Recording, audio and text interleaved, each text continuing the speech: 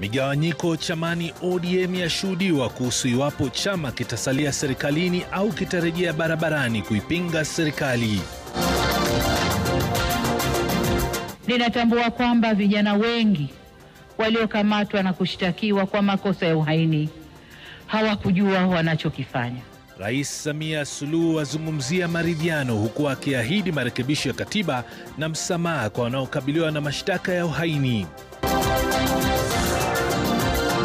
It might force us to cancel or to disqualify those candidates who will be found to have breached the Electoral Code of Conduct. Wawaniaji watakaopatikana wakihusika na ghasia wataondolewa kwenye uchaguzi mdogo IEBC, ikiwataka wawaniaji wa Kasipul kuandikisha taarifa.